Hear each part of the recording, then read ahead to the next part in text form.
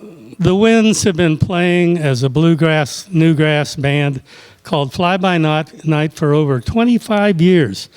They opened for some of the biggest names in country music, including Marty Stewart, Mark Chestnut, Pam Tillis, Ricky Skaggs, Johnny Cash, Neil Sedaka, the Kentucky Headhunters, I'm running out of breath, Alabama, the Doobie Brothers, and Tracy Byrd, and I know others. They also performed many times at Silver Dollar City and its Bluegrass and Barbecue Festival. A very rich family history in the bluegrass music world includes their father, John, an award-winning mandolin craftsman, and that was John Wynn Sr., of course. Their mother, Betty Wynn, who is here tonight, very special, and their niece, Casey Freeland. So, I'm glad you're here, and I'm looking very forward to a special performance. Go get 'em, Wynn.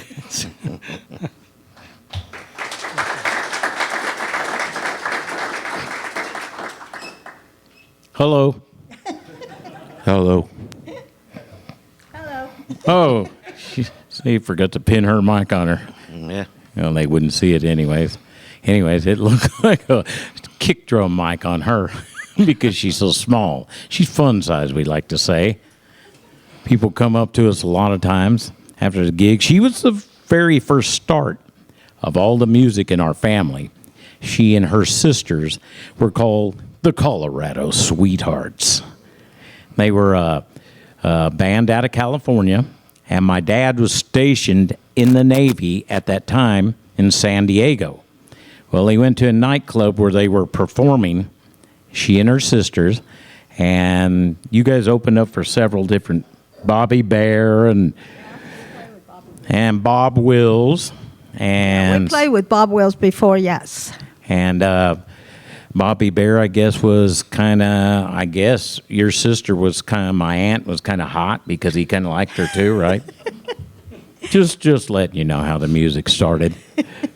So my dad wanted to impress her, and now back to you, Betty.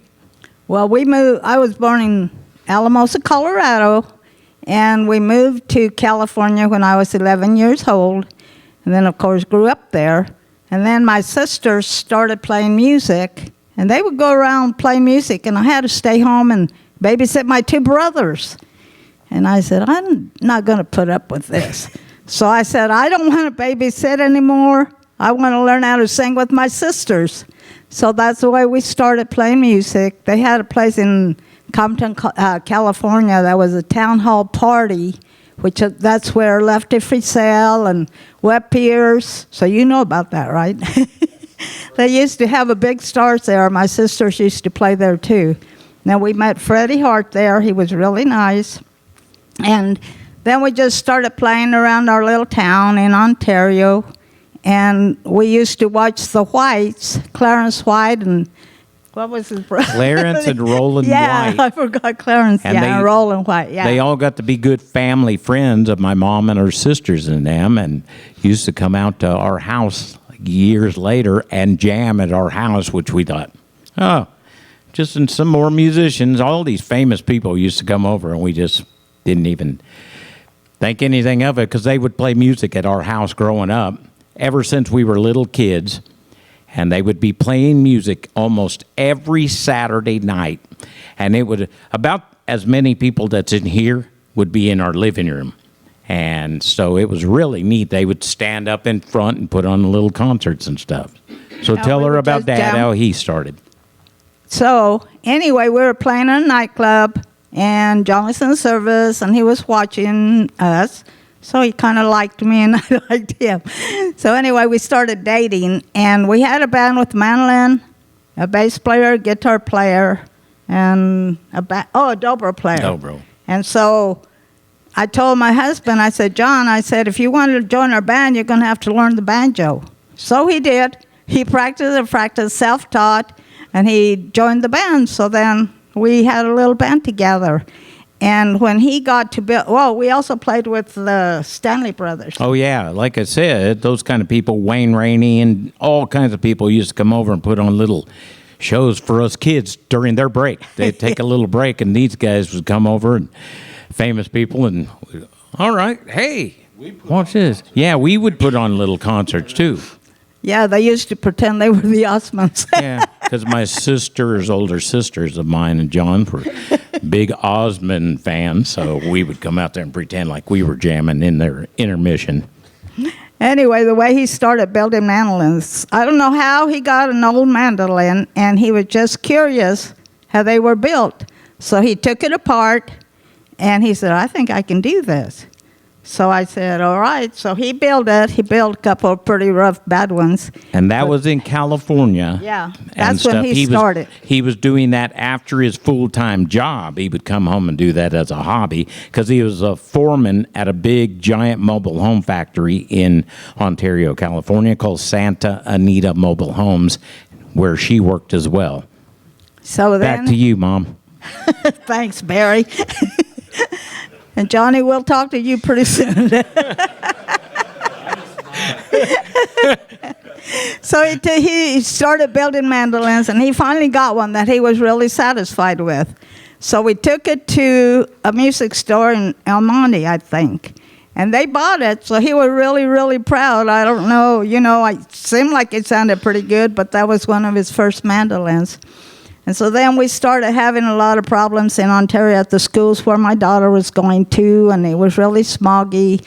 So riots at the school. And so we decided to move out of there. And John wanted to move to a little town in Oklahoma where he was born. And I said, nope, not there. Yeah. It was Salina, Oklahoma. So we decided on Springfield, which was bigger, which is actually, we moved to Ozarks. So then he started working at where they have Paul Mueller. Yeah, Paul Mueller. For a month. Instance, they said, since you're so experienced, we'll start you at $3.80 an hour. So he didn't like that at all. Well, he was real claustrophobic, and they put him inside those tanks grinding. And he would come home, and he goes, oh, my gosh, I can't stand that. I got to do something, so. And so he said, you want to go for broke? He said, I think I'll start building mandolins. And I said, okay. I was making $2.40 an hour with 5 kids to support. But somehow he started building mandolins, and he went to all the music stores, and he said, I know you might have repairmen here. He said, but if you have any extra that you need help with, I'll be glad to take them. So that's the way people started knowing him. He did real good repair work, and then he was building mandolins on the side too. And banjos as well. Yeah. But as he repaired your guitar, he was doing that most of the time, and that's how he raised the kids. Most of it was through repair work, he said. So, then he was just building, and then people like David Wilson, the Undergrass Boys and stuff. Most people know Dave Wilson. He was one of the first, him and Bo Brown were two of the first people that ever started coming around to my dad's shop way back in the 70s, and they were in the hippie field, back then, with our friend Alan Mundy, of course. So he was the leader I think he was the leader of that gang. No, I'm kidding, Alan, I'm kidding. Yeah, Gary Gallagher and different Chris Brashears. If a lot of you know Chris Brashear, he's a world-famous, renowned guitar, mandolin, fiddle player right now. He plays with a lot of the real super dogs and stuff. So, and then Johnny got the fiddle. John wanted them to play instruments, so he would put the fiddles, the mandolins, or banjos all over their beds, and they'd have to move them every night. And they didn't like that. But then, what, you decided you wanted to try the mandolin? Well, we're just saying, why in the world does Dad keep putting these musical instruments on our bed?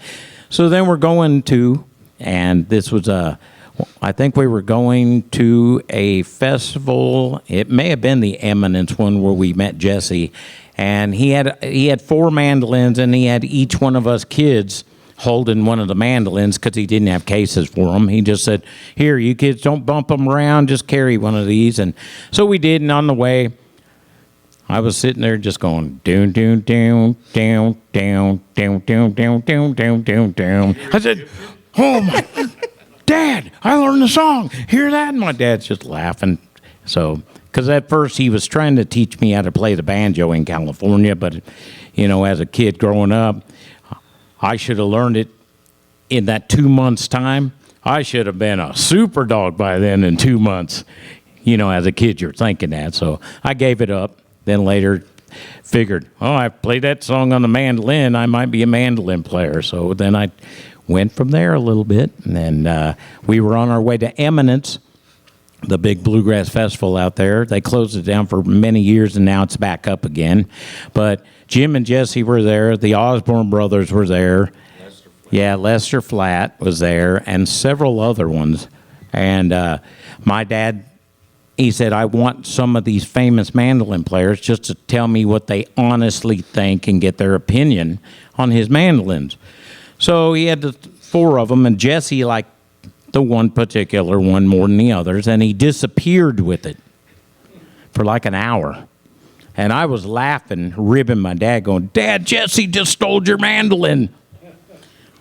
Dad, don't worry. They still got another show here at 7 o'clock. They didn't really leave, so he was glad to hear that. But Jesse came back around before that show, and he just said, hey, John, is this mandolin for sale? Which is this one's right here. And he said, is this mandolin for sale? And my dad said, sure. He goes, what do you want for it? My dad said, $600. Jesse goes, I'll be right back with my checkbook. He goes, wait just a minute. Before you get away, he goes, there's one other thing I want you to do. Can you teach my son Barry how to cross pick? And Jesse goes, sure. Come on. So I got on the bus with Jesse, and he's sitting here, I'm sitting here, and he taught me how to cross pick at the same time, and bought that mandolin, and owned that mandolin for 42 years, and he played it on the Opry, I don't know, hundreds of times. But every time he would do that, he would call my dad and say, hey, John, do you guys get WSM? And he goes, yeah, on the radio. And he goes, that's what I mean. He goes, can you tune it in this evening? And he had just got it, had it 2 weeks, I think. And they played the Opry, and we taped it and everything. And Jim says, hey, Jesse, looks like you're playing a new mandolin tonight. And Jesse goes, yep. Gentleman out there, a good friend of mine named John Wynn out of Ozarks, Missouri, built this mandolin for me. And he said, we've been picking it. And he said, I want to dedicate this tune to him. And so that was real cool. We have it still on cassette tape somewhere. And so that was really cool. He did that, and he played The Last Train to Clarksville on it, cross picking. So that was neat. Then my dad asked Jesse, would you mind if I name these mandolins after you? And Jesse goes, I'd love it, John, if you.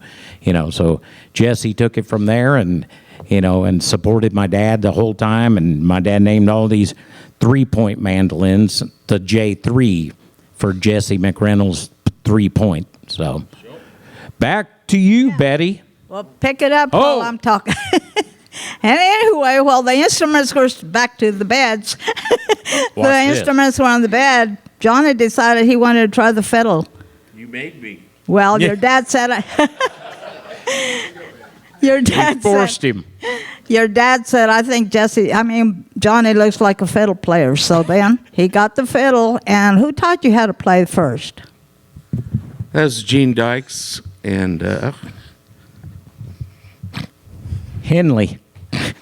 That's what his real name was. Henley Dykes.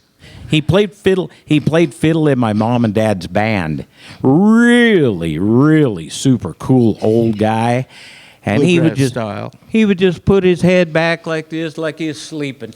And he could play that Kenny Baker style better than just about anybody.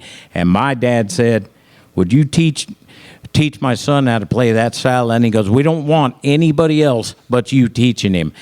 And old Gene Dykes looked at him and said, John, if it were anybody else, I don't like giving lessons. I don't do it. I don't like it. And he goes, but since you asked as a favor, I'll do it. And so Johnny had one of the best teachers, I think, in the world teaching him on the fiddle. So. Yeah, but he told you. He told John, he said, if he is not interested, I am not going to teach him. I'll give him a couple of lessons, and I'll see how he does. And if he does good, then I'll keep teaching him. And he did, because he kept teaching him. Well, you have to realize something, too. If my dad played the fiddle, I'm surprised Johnny didn't quit right then. You should have heard some of the tunes he played on the fiddle, right? Yeah. They were so far off key, it wasn't even funny. And he would just smile, my dad would. No, but that Gene Dykes was, I mean, awesome. And that piece of wood I was just showing you guys on that Jesse mandolin, the back of it, came out of a school, a high school in California. It was actually a stair. So some guy, they were demolishing a school in California, one of his buddies, and he came by, "Hey, John, I brought you this really cool wood. I hope you can use it and make some mandolins." And my dad waited till we moved here, and he still had brought that wood with him and built that mandolin and a few others with that piece. So that's where he got that quilted. It's called maple. Back to you, Mom. Well, it's back to you, because how did you start Fly By Night? That's what they wanted to know, too. Oh, I'm glad you asked me that, Mom. know. Well, we've had Fly By know. Night for about 30 years now. And it's been bluegrass. We opened up, like he said, for all those different people, because we were on the newgrass end of it, because, you know, undergrass boys were our mentors, basically, and so was Front Porch String Band was one of our main ones. My brother John and I had another brother that was in between us, but he passed away in 1998. But he used to jam his stereo every Saturday afternoon and play it for hours and hours, and he listened to Front Porch String Band and Tony Rice and the Dog, David Grisman Dog album, and the one I told you about. Oh, and the Dillards, of course. My dad did that. He turned us all onto the Dillards with 8 tracks. So, And the Osborne Brothers. yeah, the Osborne Brothers, all of those. But my uncle, which don't anybody throw anything at us when I mention this, but our uncle was Bob from Bob's Record Rack. Okay. Well, how come? Hey, somebody laughed and stuff. But the reason being, Bob Ensign, that's who their band was. It was Bob Ensign and the Stump Jumpers. That's my mom and their band, but he was the leader, and he was married to my mother's sister. Well, they do 2 albums? Yeah, they did the 2 albums out there in Ontario, California. Chris Albert back there is real familiar with Ontario, since he grew up in the city right next to us, which was like Nixa and Ozarks and Springfield. He grew up in Pomona, California, which is right next door to where we all grew up and born and raised out there in Ontario. So, all right. You were going to tell him how you started Fly By Night. I just did. I said we've been together 30 years. That's it. Oh, that wasn't it. No, so we got together. I first started, which blew me away, which was with a band called Custom Grass, and we spelled it Kustum for we wanted to be a little different. And but I first got my start like with Homegrown, kind of. Does anybody remember Homegrown? If you like bluegrass, you'll love Homegrown. Well, I took Jan, I forget his last name's place. They were playing at the Buffalo Bar quite a bit in Springfield. And Frank Curtis came up to me and said, see if that Barry guy will play mandolin for us. And I'm like, have you guys not heard me compared to Jan? Jan was like a monster mandolin player. And I'm like, why in the world would they want me? I'm just a beginner. And so, but here I was, a 16-year-old kid playing in bars. What could be more natural? Yeah. So anyways, it was pretty cool though, because we made some really good money as me being a 16-year-old. And I'm going, wow, $80 a piece for playing music and stuff. Now, this is cool. So I stayed with them for many years, and then Johnny was coming up on the fiddle and getting even better and better, and I kind of wanted to jam. I thought, I want to band with him, to brother. So I left Homegrown, and I was with a group of college guys called Rendezvous. My dad told these guys were frat guys, I'm talking about. And They came up. They were like 7, 8 years older than I was, and they were throwing fraternity parties. Well, they said, "Hey, what do you think? Do you think your dad would let you join up with us?" Well, I don't know about this. You guys got to talk to him. And my dad goes, I gave him that stern look. He goes, "Boy, I'm telling you what, boys. You better watch my son. You better take good care of him if I say yes." And they said, "Oh, yeah, we will. We will." Well, they had their parties and stuff. "Hey, Barry, you and your friends go wait over there for a while. We need to use this room," and different things like that. And so all these big drinking parties were going on, and chicken stomp. They had this thing called chicken stomp, and it was a big barbecue thing. And I told my friend that, I said, "Hey, they're having a chicken stomp." And I said, he goes, "What's that all about?" And I said, "Well, from what I understand, you got to stomp. Everybody runs out there after the chickens and see how many they can stomp." My friend came up to me a couple days later. "Hey, Barry, I got a great idea." I'm going, "What's that?" And he goes, "I sharpened my cleats. I got these cleats, and I'm going to go, I bet you I could get more of them than anybody else." And I just started laughing and laughing. And I told the rest of the band, I said, "Don't tell him anything." I said, "I want to see him show up." Sure enough, he shows up at the gig, with these cleats. And he was serious. Yes, he was serious. He goes, when they going to let him loose?" I said, "I don't know. Go talk to somebody." So, and it was just a barbecue thing, all you can eat thing, party outside. But we played for all those fraternity things and stuff like that. And then we started bringing Johnny in on those gigs too, here and there. And then we ended up with Custom Grass. First, it was Cedar Ridge. Yeah, Cedar Ridge was our very, very first one. And then we thought, well, aren't they a portable building place? And so we switched it to Custom Grass, and that was our full-time job at Silver Dollar City. And you were still in school then? No, I graduated in Okay, 86, you just yeah. graduated. Johnny My was first job. Yeah, he's a fiddle player, and he only played guitar here and there, rhythm. And all of a sudden they're going, well, there's tryouts. And I said, "John," I told the band, "we got tryouts at Silver Dollar City. We need a guitar player. John, you can play guitar." And he goes, "No, I only know about, I don't know, 1 or 2 songs." And I said, "Oh." So I bought some cassette tapes, those Tony Rice learning cassettes. So Johnny learned what he could, had the rhythm down to a T. And still, we only practiced like 2 songs, I think it was, or 3 at the most. 3. 3 at the most. We went to Silver Dollar City with this band. We had banjo, mandolin, fiddle, guitar, and bass. And that was John Carnahan. Yeah, John Carnahan was playing Wynn banjo at that time. And Jim Montgomery. Jim Montgomery. And so John, I said, "Come on, John, please do this." And he goes, all right, I'll do it. I'll try it. So they said, "Wow, you guys are really, really good. Man, we want to hire you. Hey, can you guys give us one more song?" I'd only learned 3 songs on the guitar. And we're like, looked around. yeah. And we're going, oh my gosh. Just play that first one We over played again. the first one over, and they said, "Perfect." Yeah, they said, perfect.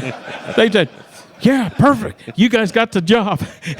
And we were like, by the end of that season, though, you ought to have seen how good a guitar player he was through the whole time. Every day. Every day we played there as a job. So that was a fun job. And then years later, after that gig, we changed to Fly By Night. Because a lot of you guys know Fly By Night music store in Neosho. Dave Crocker. Anyways, Dave Crocker, there used to be a Neosho Bluegrass Festival out there, and it was one of the best festivals ever. Gene Hills. Yeah, Gene Hale headed that thing up. Well, Fly By Night Guitars was there, and he used to come and get us after every set. "Come on, guys, come and sit in my tent. Come and sit over here." So we'd go over there and just sit there and jam. And I said, "Man, that's a cool name, Fly By Night." I said, "Would you mind if we use that as a band name?" He goes, "Oh my gosh, that'd be I'd be delighted. And he goes, it'd give me business too. And I said, all right. But he spelled his Nite, and we spell ours Night. So for the night. Dave was like handing us these guitars Yeah, that were worth he's handing us, yeah, 'cause he's $15,000 yeah. guitars and say, Here, play just 'em." play it, play it. Play it. And he had priceless mandolins and fiddles.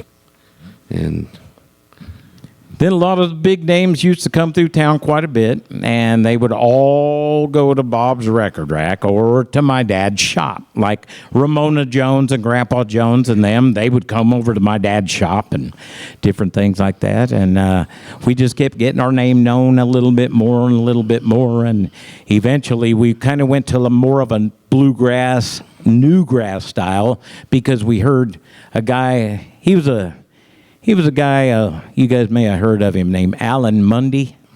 You guys, anybody out there heard of him? Anyways, he was playing that real way out banjo stuff, and we were all into that anyways, and we were like, oh my gosh, where'd that guy come from? He was the first Bela Fleck, if anybody really wants to know the truth. Alan Mundy was the first Bela Fleck. Yeah.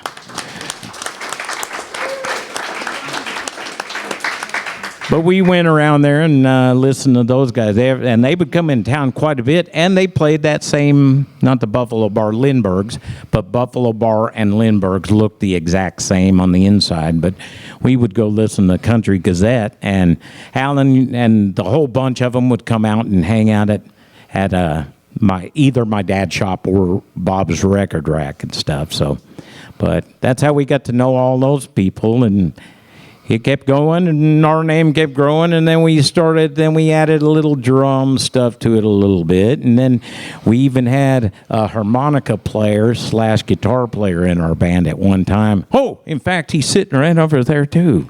His name's Mr. George Hunt right there. He played in our band for a couple years, I think it was, and that's when we started getting all these big gigs and started opening, and for a lot of really big country stars and stuff. And Nitty Gritty Dirt Band, we opened for them in Branson one time, and that was the funniest thing in the world. We had opened for them like 3 or 4 different times, but this one particular time, Jimmy, the mandolin / player that used to be in their band. Anyways, he was back there jamming with us because he comes back there and goes, "Oh, you a mandolin player?" And I said, "Yeah." And he goes, "Hey, can I see your mandolin?" "Sure." And he's sitting back there playing. All of a sudden, he's back there for a long time with us. All of a sudden, we had just got through playing, opening for them, and now they were setting up the stage. Some guy comes running back there. "Oh, Jimmy, there you are. The band's up. The band's on stage. They're looking for you." And they said, "Oh," he goes, "I just been hanging out with the Wynn boys, sitting there playing mandolin and acting like this." And then he just, "Oh, I guess I better get up there now." They were up there. The band was all ready to go. And when we walked back out there, and they're going, and then Jimmy, here he comes running on stage and stuff. So that was kind of funny. We got a bunch of little cool stories like that. So. we did a lot of bluegrass before that, though. Yeah. Lots. With the Miller twins. Yeah, with the Miller twins were involved. Brian Grimm was in our band, too. Played dobro with us when we were the Bluegrass Survivors. And then we have a niece, Casey Freeland, Casey and the Attaboys. That's, my mom got her started. And now Mom's working on the great grandkids now. Great. Yeah, no, just great. Don't push her that far, John.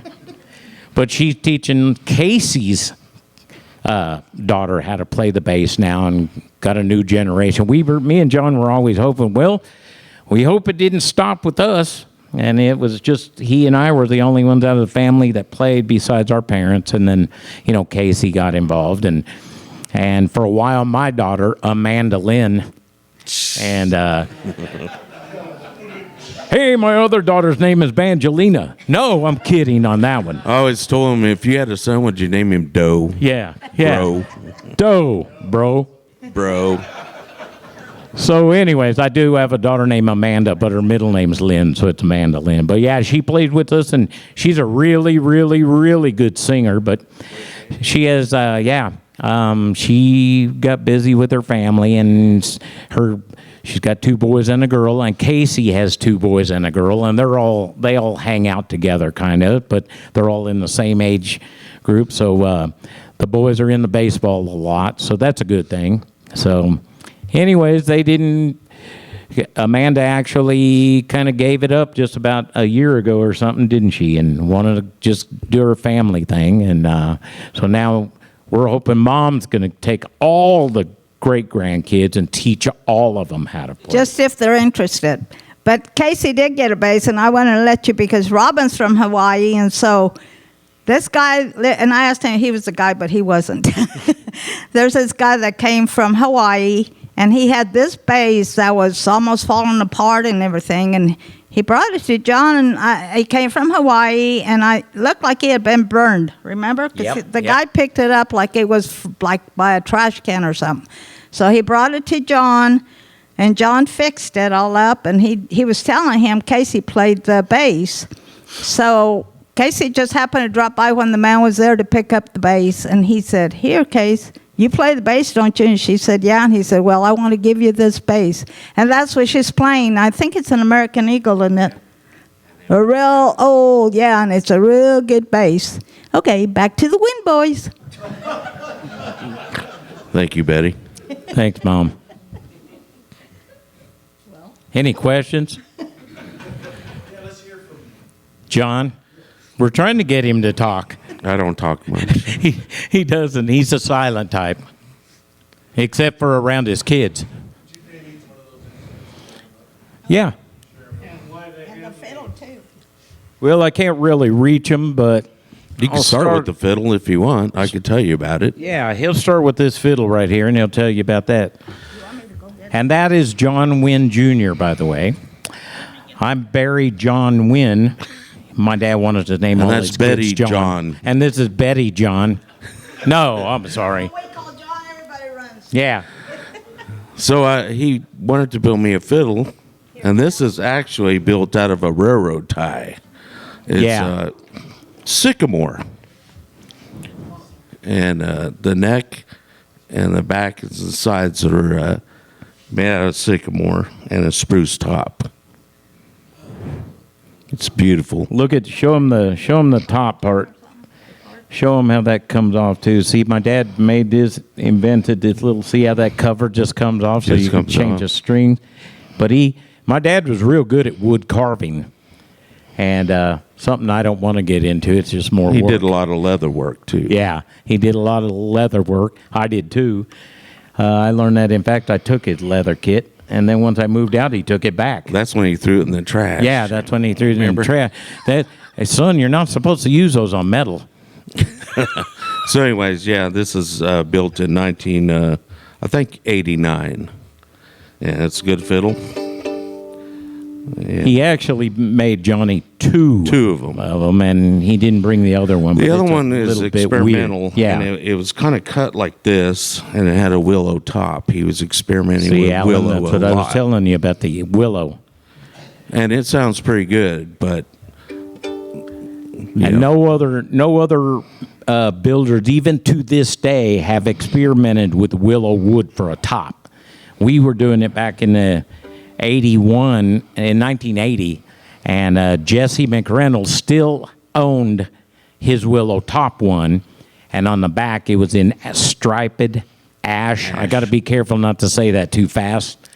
Striped ash, and it said Jesse McReynolds inlaid in the back with ivory. And no elephants or anything were hurt in this. Piano keys. They were piano keys. As somebody had pulled them all off and brought my dad a whole coffee can full of the piano keys. So Jesse still owned that one to the day he died. He said he wouldn't part with that one for some reason, but this was the one he made more famous. He put this one on the front of album covers. He put this one on on two different autograph photos. He put this mandolin was actually played too on Marty Stewart's very first album, which, I don't know. Oh, yeah, I have that stuff. If you guys want to see that later, I have Marty Stewart's album here. with this mandolin because it said Marty Stewart and friends. So Jesse got all his friends and put pictures of them on the back that were on the album.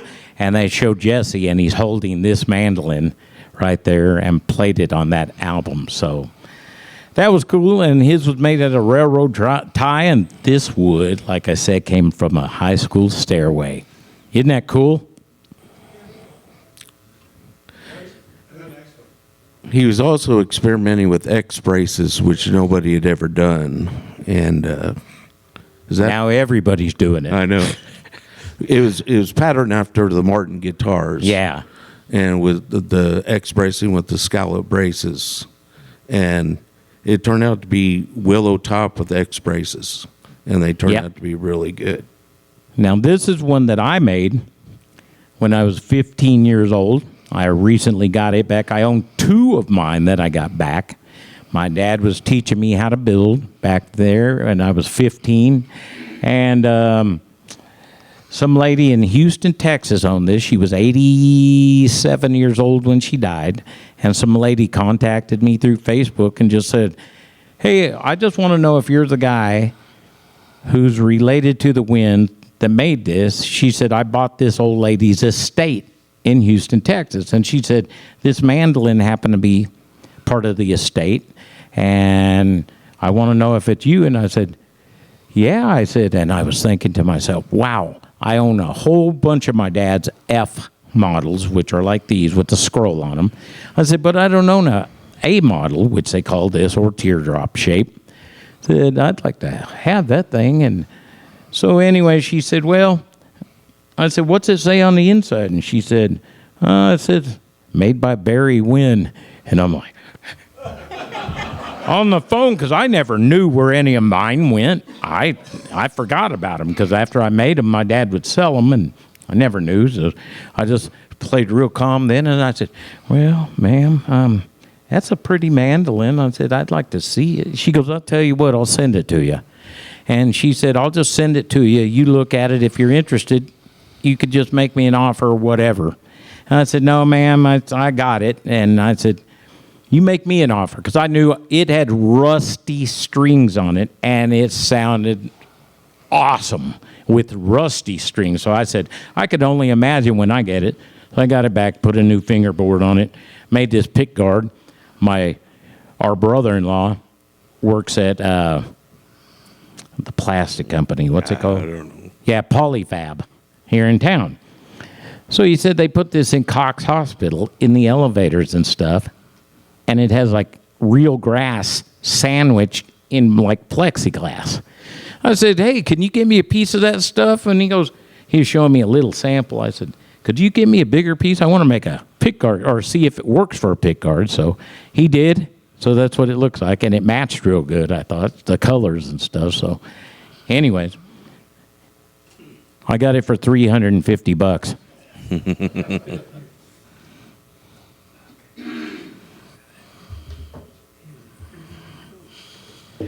And then I was speaking of, Dave Wilson of the Undergrass Boys.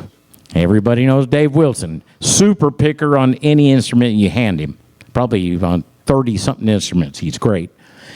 And this mandolin was the famous mandolin played on that Undergrass Boys album. The only album they ever made. And this was the copy of the Lloyd Loar Gibson. As you notice, it does not have that third point like those. This guy would bring his Lloyd Loar over to my dad's house, say if they were going away on vacation or going touring somewhere. Several people used to do that. John Dillon used to leave his, for the Ozark Mountain Daredevils, he used to leave his expensive herringbone Martin with my dad and say, John, can you watch this? I think he was hiding it more from his ex-wife.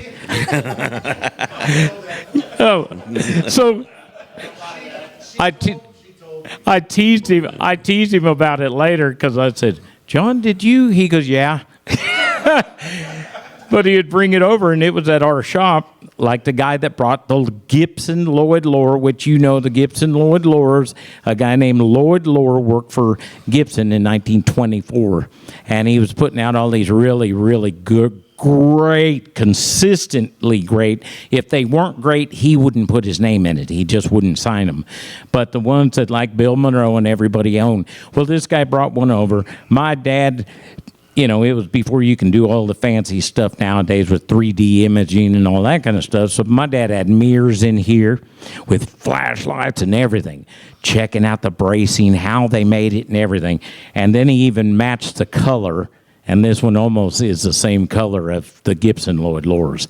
So that's the one, world famous one that I wanted back real bad from Dave. So Actually, it was Larry Sledge that had the Lloyd Lure. Remember with the diamonds? yeah, that was another one though. Yeah. He got ideas and they were consistent.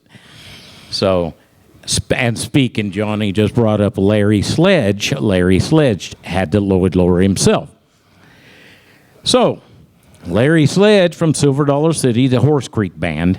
Larry Sledge owned this mandolin. For 25 years, he played it at Silver Dollar City. Well, my dad first met Larry, and Larry played just like Monroe. Cleaner and better than Monroe, but played that style. And Larry is a well-sought-after musician, mandolin player, and my dad told me I was working with him one day, and I said, who's that mandolin? He goes, I'm making it for Larry Sledge. I said, really? How much you selling that thing for? And he said, I'm not. I'm giving it to him. And I looked at him, and I thought, Dad, why in the world are you giving away a mandolin? And he looked at me, and he said, Barry, you'll figure it out in a few. He goes, give it a few years, and you'll see the method to my madness. Sure enough, Larry Sledge sold more mandolins, probably at least 30 or 40 mandolins for my dad by him playing this one, because this thing was a monster too. So everybody would say, hey, yeah, my friend John Wynn just lives down the road here in Ozarks. Oh, really? So either Larry would bring them or tell them all about it. So anyways, the only reason Larry got rid of this one was because they dumped the Horse Creek Band into playing country music. So then Larry said, Barry, I had to sell a mandolin to buy an electric mandolin. So so now he plays that mostly in their country band. So anyway, I'm glad to have it. And I have 13 or 14 Wynn mandolins now that my father built. And now I own 2 3/4 of one that I made. Speaking of the 3/4 one, it's because some guy got a hold of me about a month ago. Hey, Barry, and shot me some pictures of this of one of my mandolins. I didn't even know it was one of mine. And I know that I didn't build 7, but I almost built 7. Well, somebody, he showed me the picture, and it would look like somebody had stepped on it.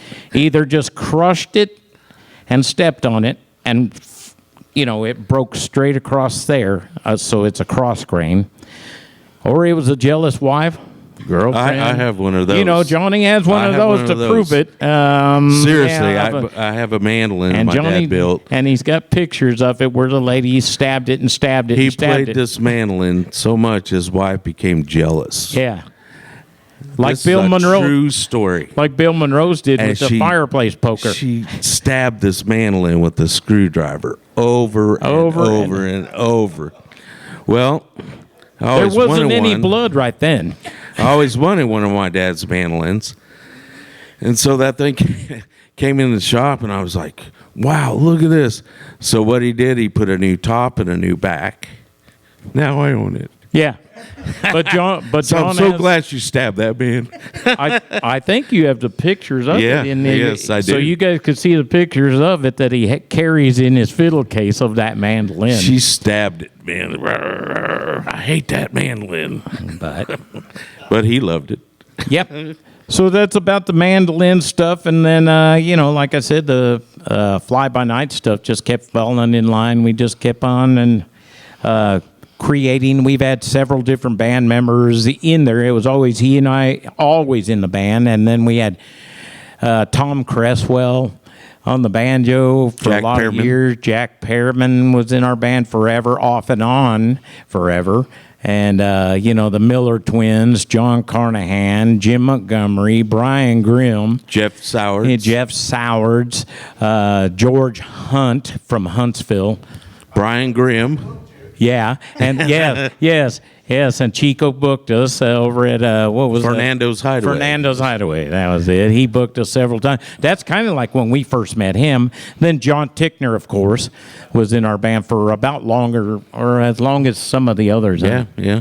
But we were doing more newgrass stuff, and then we went even to like adding drums in there, and all of us plugging in, even though we were still playing acoustic instruments, we were plugging in and created, our own style of newgrass. And I wrote half of our songs, and Jeff Sowards wrote the other half of our songs. So it went from there, and I got some songs I need Alan Mundy to record. I wrote some instrumentals I need you to put out there. So now, the current date, who do we have in the band? So now it's me, and we got more of a country style band now. I'm still playing mandolin in that band. He's still playing fiddle. But we have BJ Rossi. A lot of people Everybody know knows him. BJ. He's a great drummer. He used to play for Tanya Tucker and the Sons of the Pioneers. Bluesberry. And then we got Jack Wilson. He plays for us most of the time. He's been playing bass for me for about 14, 15 years. Them Wilsons, man. I tell you, Dave Wilson, isn't he a cousin of...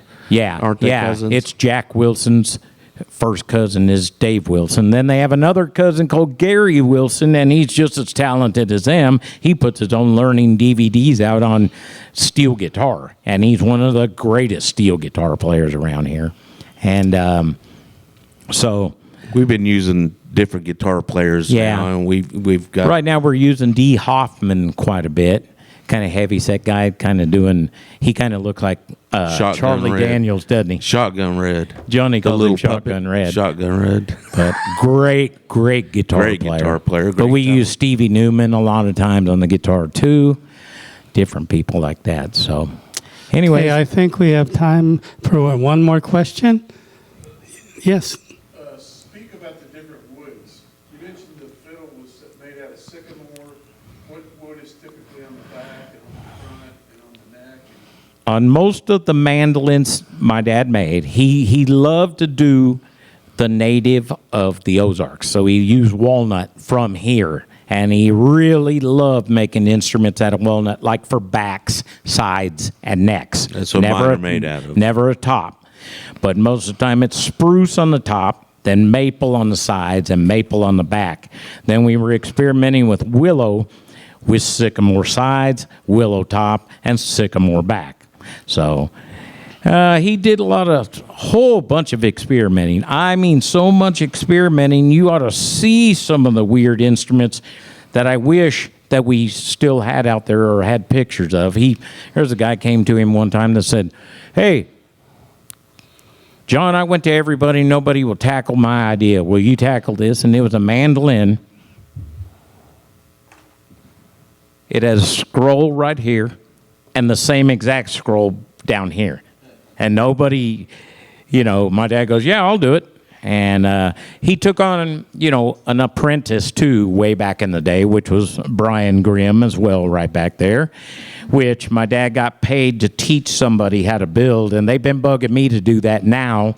And so I'm going to be teaching and doing a little bit of that. But if whatever Brian built in the shop, which he was a really good builder, and he built what, 2? Yeah, a little A model, and then he built an F model too. The F model. Yeah. There's tons and tons of people out there that play our mandolin. Still, John Fullerton from the Sons of the Pioneers. He owns or 2 of them. Yeah, 2 really good Wynn mandolins. He plays one for of the them still Haygoods, today. didn't he? Yeah, and the Haygoods. If you see them out there, there's a white one, plain white. He came up to my dad and asked my dad if he'd build him that. Remember that one, Brian? So he still plays that out there. And then we of course have George Giddens, which was once again, Alan Mundy's best friend. I think they ate supper together a few times. He was a member of Fly By Night. Yeah, he was a member of Fly By Night too. He was our fiddle player back when Johnny was playing guitar, Silver Dollar City, but he's playing mandolin and fiddle for Rodney Dillard right now. So, And Brett Rader for Tom T. Hall. Brent Raper for Tom T. Hall. You notice he changed his last name? No. For real. His name he was wanted? Brent Raper. Is he wanted? I think he was. But no, his friend goes, oh, he goes, I said, was that Brent Raper's mandolin? And he goes, yeah, it's his, but he goes by this name now. But yes, they bought a mandolin, Tom T. Hall. They came out to the shop, visited too, and a whole bunch of people like that. Oh, and one more story. One time my parents were gone. I just happened to be at the house. And this was after I kind of left doing my own thing later and stuff. And my mom and dad were gone, and I was Throwing apples at cars? Some guy called and said, hey, is this Wynn mandolin stuff? I answered and said, yeah. And he goes, well, I'll tell you what. He goes, I'm Larry Sledge down there at Silver Dollar City. Talked me about the Wynn mandolin he plays. He goes, what do you guys sell those things for?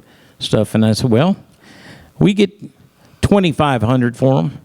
At that time, my dad was selling them for $15. He came home, and I told him the story. The guy seemed real super interested. And my dad was underselling anyways by far, wasn't he? Everybody knows that. So anyways, my dad comes home. I told him what happened. Oh, my gosh, he lit into me like you wouldn't believe. Why in the world did you tell him $2,500? And now you just ruined the sale for me like that. And then he called me the very next day and apologized. Barry, I'm real sorry. That guy called back and said he wants to buy it. And I said, right on. So Great story. Let's show our appreciation to the Winns.